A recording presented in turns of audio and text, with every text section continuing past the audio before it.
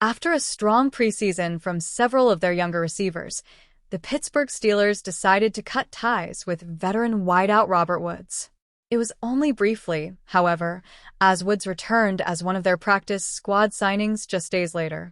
Despite a disappointing summer from the former 1,000-yard receiver, having him be available to be brought up from the practice squad in the event of injury or poor play made sense for both sides. Woods is no longer an impact on offense, with just 629 yards over the last two seasons. Despite his failure to make the Steelers roster, Ian Rappaport reported that his release came at his own request, instead only wanting to continue his career if it meant being on a 53-man roster. Only time will tell if he gets that opportunity, but it means Pittsburgh could be on the lookout for another veteran presence at receiver. Robert Woods' release could lead to another receiver move from the Pittsburgh Steelers. As things stand, it seems that the Steelers are comfortable heading into 2025 with their receiver room as is. The emergence of 2024 third-round pick Roman Wilson and the strong summer from Scotty Miller made Woods expendable, but it would have been nice to have his experience and presence in the locker room. Now, with the season just days from kicking off, time is running out for GM Omar Khan if he plans on making a move that will be impactful during the start of the season. With Gabe Davis already having returned to the Buffalo Bills, his options are limited on the open market. The long-discussed return of Tyler Boyd to Pittsburgh after a great college career here could make sense, but he didn't look any more useful on the field last year than Woods was for Houston a year ago. The trade market seems to be cold right now as well, but Khan could keep his eye on potential upgrades all the way up through the trade deadline. Overall, Woods asking for his release isn't likely to make a huge impact on the Steelers this season, but it may lead to a move that does. Either way, I wish Woods the best as he tries to continue his career elsewhere. Jaylen Warren may have gotten the deal he longed for, but the Pittsburgh Steelers running back is not about to rest on his laurels. Speaking with reporters for the first time since signing a 2-year extension, Warren said he'll continue to play with a chip on his shoulder. If anything, the former undrafted free agent said, it's gonna add more chips. According to the NFL Network's Ian Rappaport, Warren's extension has a total value of $17.5 million over the next 3 seasons, including over $7 million this year and $12 million guaranteed. Why did the Steelers sign Jaylen Warren? After 3 seasons as an effective change-of-pace option in Pittsburgh's backfield, Warren is poised for a much bigger role. The Steelers declined Najee Harris's 5th-year option and let him walk in free agency. Harris signed a 1-year deal with the Los Angeles Chargers in March, leaving the 5'8" Warren as the Steelers' clear number 1 back. Warren was hampered by injuries last season. After straining his hamstring in the preseason opener, Warren tweaked his knee in a Week 3 win over the Chargers and was forced to sit out a pair of games. Warren finished the season rushing for 511 yards and 1 touchdown on 120 carries while adding 38 catches for 310 yards, though he was hardly a factor come playoff time. He carried the ball twice for just 6 yards in the AFC wild card loss to the Baltimore Ravens. Pro Football Focus rated Warren 38th out of 47 eligible running backs with an overall grade of 64.3, though he was 13th as a receiver. Why did Jaylen Warren say about his new contract? Warren hasn't needed to look far for motivation in the NFL. After going undrafted out of Oklahoma State, it has come naturally. It's part of what made Warren so thankful to land a new deal. It's part of what you dream about, he said, via The Athletic's Mike DeFabua. But I didn't know it was going to come this soon. I'm grateful that it did. Steelers head coach Mike Tomlin was highly complimentary of Warren when asked about the extension. His progress, I think, has been very evident, Tomlin said, via Fox 53. He's to be congratulated. That guy's gone from an undrafted to getting a second contract, and certainly he's been deserving of that. Certainly, he'll be our featured running back. Who are the Steelers' other running backs? The Steelers drafted Iowa's Caleb Johnson in the 3rd round, 83rd overall, and signed Kenneth Gainwell to a 1-year deal in free agency. Gainwell ran for 290 yards and 1 score on 75 carries as the backup to Saquon Barkley for the Super Bowl champion Eagles last season. The Steelers kick off the season Sunday against the New York Jets. He's going back to New York. Well, New Jersey, at least. And he's going back to face the team with which he spent the past 2 seasons, missing all but a handful of plays in his first year and going 5-12 as a starter in his second.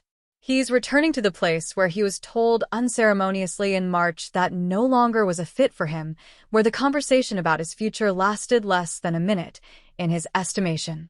Aaron Rodgers will face the New York Jets on Sunday, and if there is any lingering bitterness over his departure, he's not sharing it publicly.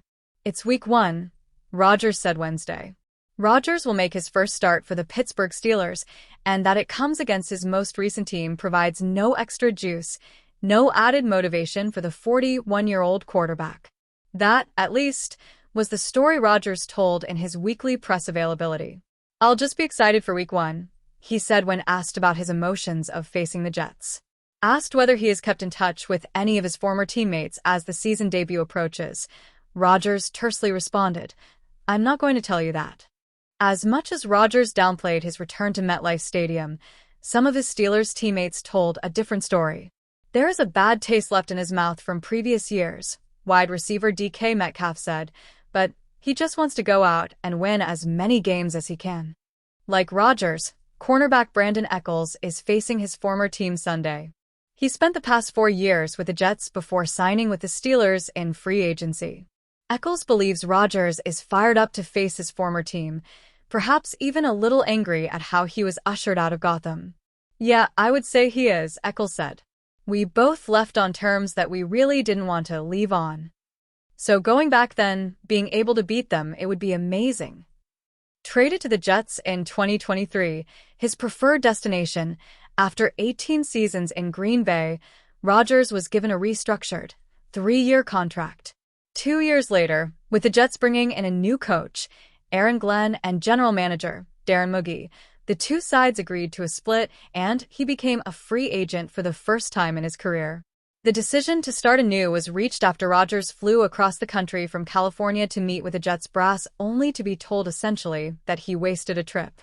In an April interview on the Pat McAfee Show, Rodgers estimated that 20 seconds into the conversation, Glenn said, "So, do you want to play football?" And I'm like, "Yeah, I'm interested." And he said, "We're going in a different direction at quarterback." I felt like there wasn't an ample amount of respect in that meeting. This week, Glenn has refused to discuss Rodgers' departure. For his part, Rodgers is focused on preparing for his 21st NFL season and his second new team in 3 seasons. "It's the new," he said. "I'm loving being here. The way I've been welcomed has been very special from the top down." Rodgers did not play in the preseason. Neither did Metcalf, nor number 2 receiver Calvin Austin III. Running back Jaylen Warren saw only limited action. Still, Rodgers believes he has a good grasp on the system that offensive coordinator Arthur Smith has installed. "I spent a lot of time studying in Latrobe and here, and I feel good about finishing Art's sentences when he starts calling plays," Rodgers said. Rodgers likes the pieces assembled around him, particularly the tight end group that he called the best he has played with in 2 decades in the NFL. The longest tenured of those tight ends with the Steelers appreciates the way Rodgers has approached the season opener against his former team. "I think he just makes it seem like it's just another game," Pat Freiermuth said. "Obviously, we want to go out there and win it for him, but I don't think he's kind of living off that we're going back to his old stomping grounds. I think he's just ready to go out there and compete and play." New York Jets quarterback Justin Fields is set to face his former team to begin the regular season on Sunday. Fields will face off against a Pittsburgh Steelers offense led by his former NFC North rival, Aaron Rodgers. Fields was asked on Tuesday if he had any ill will toward Pittsburgh for the way things went after he was benched for Russell Wilson. Fields went 4-2 as a starter last season. "No, not at all," Fields said via ESPN's Rich Cimini. "Like I told you guys before, I'm a big believer in everything happens for a reason. I was in a spot last year where I was able to see the game from a different perspective. I learned a lot from Russell Wilson and just all the other vets there, so not at all." Fields showed improvement during his first year outside the Chicago Bears system. He had his best numbers in completion percentage, 65.8, and a 5-to-1 touchdown-to-interception ratio. He finished with 1,106 yards passing and added 289 rushing yards and 5 touchdowns on the ground. Following the season, Fields considered re-signing with the Steelers after the team moved on from Wilson. Instead, he signed a 2-year contract with the Jets worth $40 million, $30 million guaranteed. The deal is believed to be better than what Pittsburgh offered. Fields was adamant that the Steelers' offer in free agency and what transpired on the field last season wouldn't be a factor in his prep this week. "There's no storyline for me, Fields. It's ball for me, so I'll let you guys kind of handle the storylines, the news lines, and stuff like that. In the locker room, we just keep it straight ball." Fields isn't giving a hungry Pittsburgh defense led by star pass rusher TJ what any bulletin board material before Sunday's game. But a win over the Steelers would have to feel redemptive for the former first-round pick.